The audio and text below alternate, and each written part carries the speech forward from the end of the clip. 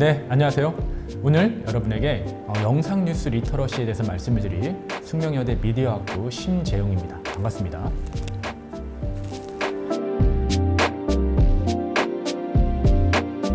오늘 제가 드릴 말씀은 설문조사와 저작권과 관련된 이슈에 대해서 말씀을 드리려고 합니다.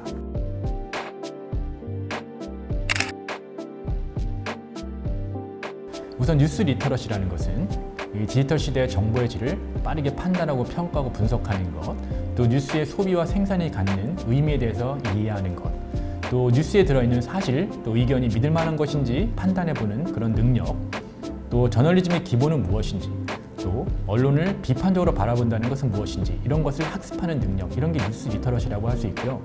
이런 것을 토대로 해서 여러분들이 민주시민으로서 성장해 가고 또 정치사회 문제에 적극적으로 참여할 수 있는 능력, 자세를 기를 수 있는 것, 이것이 바로 뉴스 리터러시라고 할 수 있겠습니다.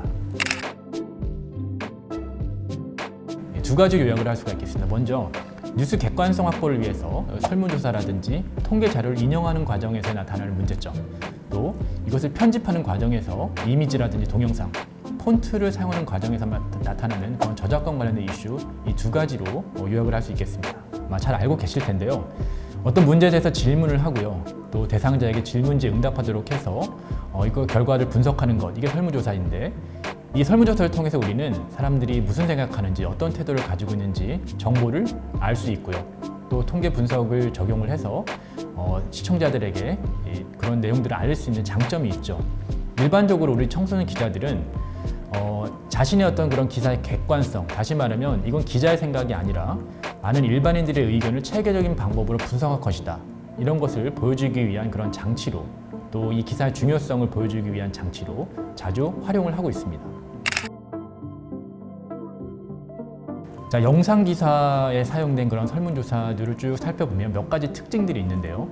그중에 가장 대표적인 것은 여러분들이 재학 중인 그런 학교의 학생들을 대상으로 해서 한두 가지 질문을 던집니다.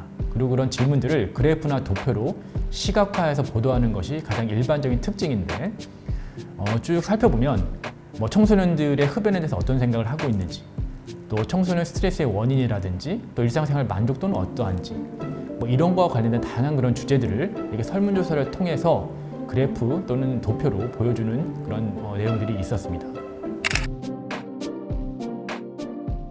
이 취재 내용에 대해서 객관성을 확보할 수 있기 때문에 그렇습니다. 또 두 번째는 상대적으로 시간이 적게 들고요. 또 적은 비용으로 많은 의견들을 취합할 수 있기 때문에 그렇고, 또 그래프나 도표로 제시를 하다 보니 함축적인 방식이죠. 이걸로 많은 정보를 전달할 수 있기 때문에 그렇습니다. 또 생각보다 정보의 신뢰성을 확보할 수 있는 그런 방법이기도 하고, 또 청소년의 의견, 관심사가 무엇인지 이런 것을 쉽게 파악할 수 있기도 하고요.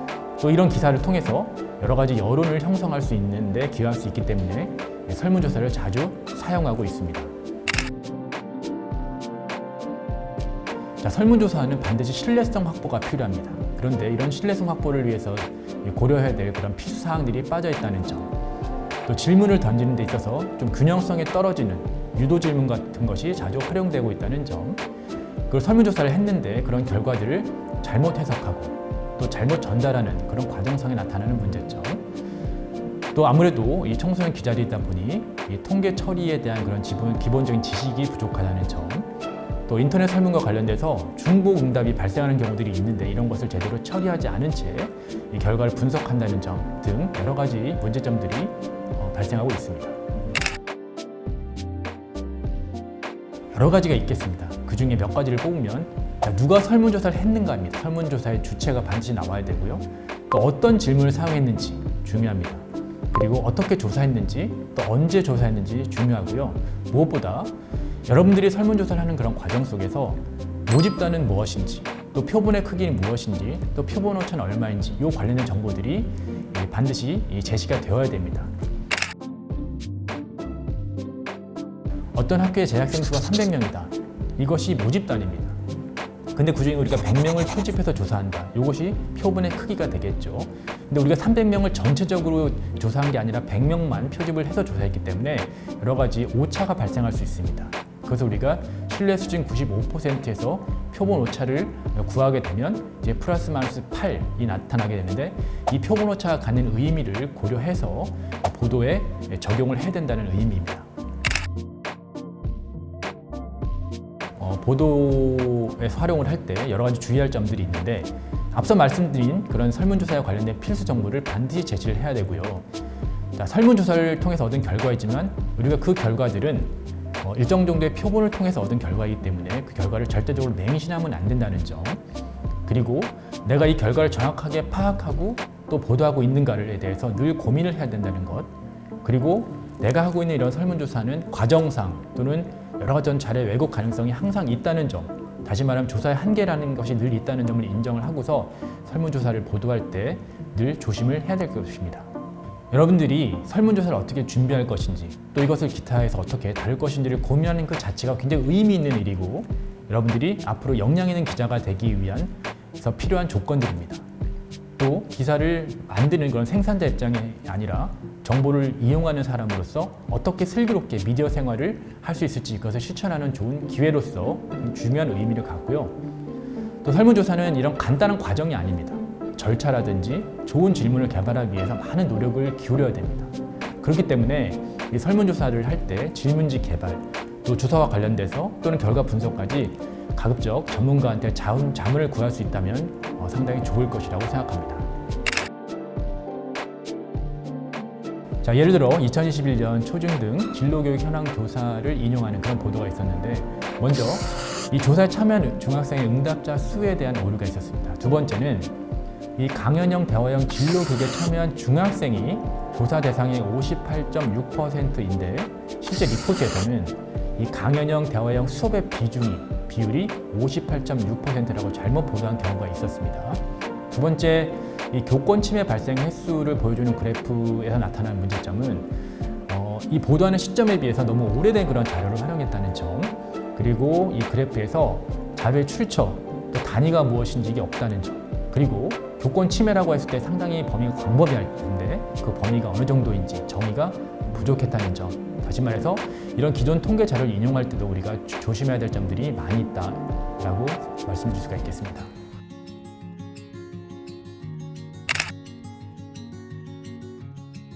저작권에 대해서 여러분들 많이 들어보셨을 겁니다. 저작권은 기본적으로 이 사람의 사상이나 생각, 감정을 표현하는 그런 창작물을 법적으로 보호해주는 그런 장치거든요.